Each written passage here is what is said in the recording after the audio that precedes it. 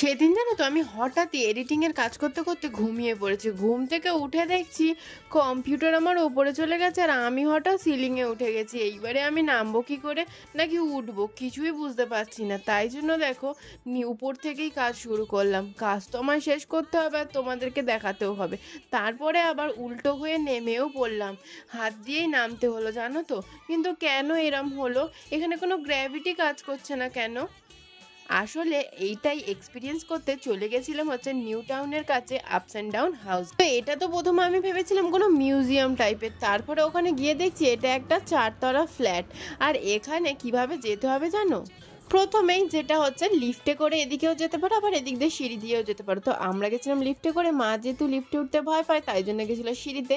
তো আমরা দেখো লিফটে উঠে দেখছি লিফটের ডিজাইনটাও কত সুন্দর করা। আর যেই আপস অ্যান্ড ডাউনে এলাম, আসা মাত্রই দেখি পুরো উল্টে গেছে। এবার কি হবে? তো দেখো এখানে ঢুকেই আকাশ মাথার ওপর থেকে নিচে নেমে আর ঘাস মানে মাঠ চলে গেছে উপর দিকে। এইবার কি হবে বলো তো? তারপরে দেখি আমার বরটাও উল্টো হয়ে গেছে। এমনিও উল্টোই মানুষ, যা বলি উল্টো বোঝে, সেরকমই ও নিজেও যে উল্টে যাবে এরকম ভাবতে পারিনি। তো উল্টে গিয়ে দেখো এখানে রিসেপশনিস্টও উল্টো হয়ে বসে আছে।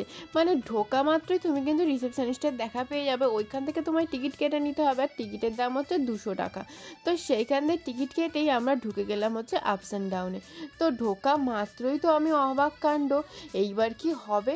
ঢুকেই দেখছি সবই একেবারে মাথার ওপরে, সিলিং দিয়ে হাঁটছি। এইবারে আমি কি করে হাঁটবো সেই ভেবে না দেয়াল ধরে ধরে হাঁটা শুরু করলাম। মানে যাকে বলে অন্ধের মতো হাঁটা, কিছু করার নেই, কারণ কখন আমি মাথা ধরে পড়ে যাব তখন কি হবে বলো তো।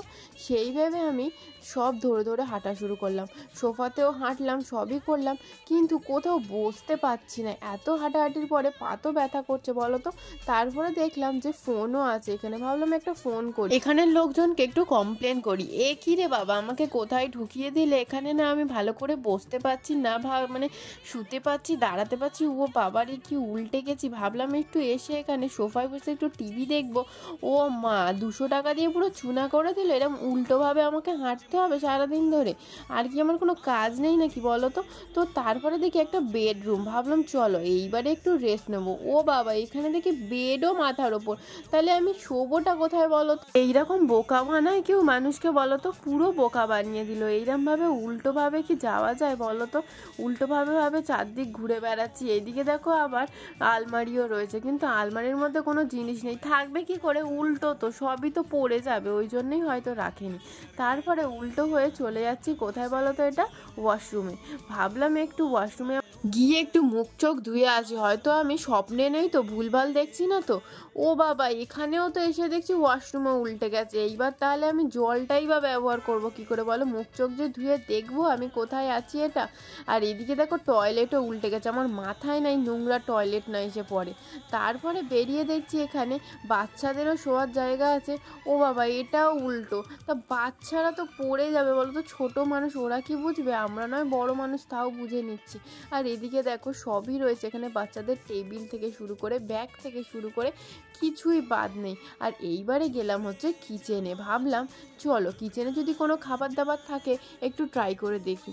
ও বাবা, এ তো কিচেনও উল্টো। তাহলে কি করব? না খেতে পাচ্ছি, না শুতে পাচ্ছি, না বসতে পারছি। হে ভগবান, কি 200 টাকা দিয়ে ফালতু আমি নষ্ট করতে এখানে ঢুকলাম, আমি বুঝতেই পারছি না। তো এইখানে দেখছি আবার প্লেটে খাবার সাজানোও আছে, কিন্তু তাও উল্টো। তা খাবো কি করে বলো তো? আবার দেখি পরোটা পেঁয়াজ সবই রাখা আছে। তো ভাবলাম চল এইবার সিঁড়ি থেকে উঠে দেখি ওপর দিকে উল্টোভাবে কোথাও যাওয়া যায় কিনা। তো উল্টোভাবে উপর দিকে উঠে তো গেলাম, কিন্তু কোনো ঘর নেই। এ কী রে বাবা, তো ভাবলাম চলো উল্টো হয়ে নেমেও আসি। নেমে এসে এদিক দিয়ে ভাবলাম চলো আমি এইবার বেরিয়ে যাই, এখানে থাকাটা না অসম্ভব হয়ে যাচ্ছে। এরকম উল্টোভাবে কোনো কাজ হয় বলো তো?